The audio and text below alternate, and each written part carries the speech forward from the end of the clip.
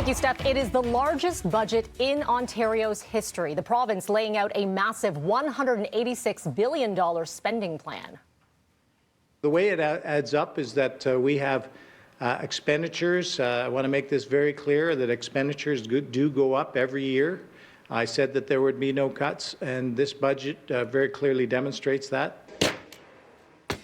The second pandemic-era budget, including a lot of this: $1.8 billion for hospitals, $4.9 billion for long-term care, increases to the child care tax credit and COVID benefit, and funding to address the pandemic-caused surgical backlog. This budget will also offer a second round of grants to small businesses and funding to help the tourism industry, but the opposition says it doesn't go far enough.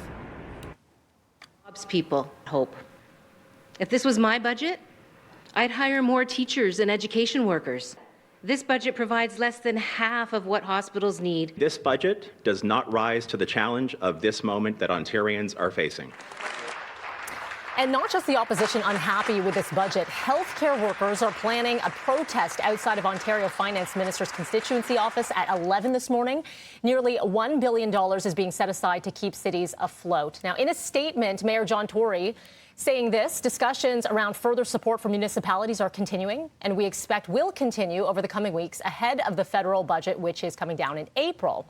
And coming up just after 7 o'clock, Mayor John Tory will be joining us live with more on his reaction to the budget, as well as our fight against COVID-19.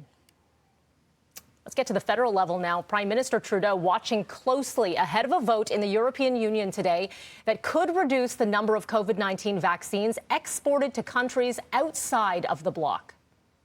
We are concerned with the new reports of restrictions out of the EU, or potential restrictions out of the EU, and we will be continuing to work with our counterparts, including direct contact from me to the highest levels of the European Commission, in order to ensure that Canada's supply of vaccines is not in danger, is not interrupted.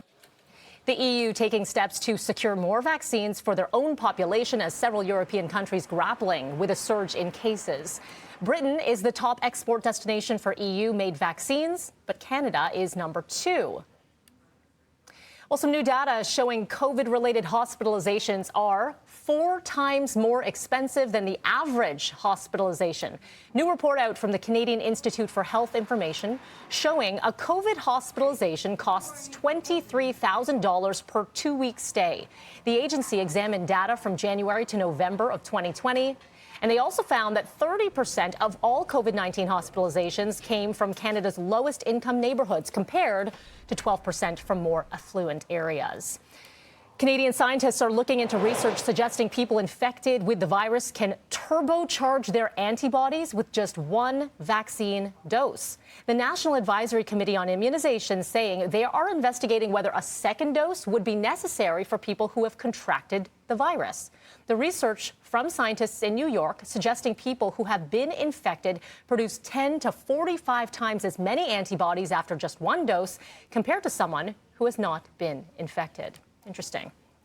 All right. The Toronto District School Board heading to court today requesting changes be made to the Education Act. The board wants to collect education development charges, funds that school boards can use to buy land for future school sites. The TDSB says if they can access it, it would be a source of revenue for future school projects. The Ontario government is against the board's request. All right, the next story we're going to be watching very closely today. Canada's Supreme Court set to deliver a final decision on whether the federal government's carbon tax is constitutional. Conservative premiers and the opposition Conservatives in Ottawa have been fighting this tax for years. The case was first brought to the courts after Saskatchewan, Ontario, and Alberta challenging the federal law, saying it's an overreach on their taxing powers. The act was passed in 2018. It sets a minimum price on carbon emissions and imposes a federal pricing system in provinces. So we'll be watching that one for sure. And how about this in sports? A little bit of good news. Our Raptors finally snapping a 9-game losing slump last night. And the bad news here, speculation, as we've been telling you, maybe Kyle Lowry's final game with the team. So he had 9 assists, 8 points, 5 rebounds, huge win, 135-111 over the Nuggets. But the win overshadowed by rumors suggesting Lowry and Powell will be traded. The NBA deadline, by the way, trade deadline, 3 o'clock this afternoon. Reports say Philly, Miami, they want to sign Lowry. We've got a lot to discuss on this, including in Sid's 6-0. So that's coming up in just a bit. Time right now is 6:09. Have you noticed more pedestrians with their, I'm going to try that again. More pedestrian head start signals on intersections right across the city, the ones that let them go first. Coming up at 7:20, we're going to talk to Stephanie Henry on why drivers, walkers, cyclists should stay on high alert, especially in the weeks after those clocks went forward. And coming up next in business, concern is brewing about shortages in the coffee industry. No.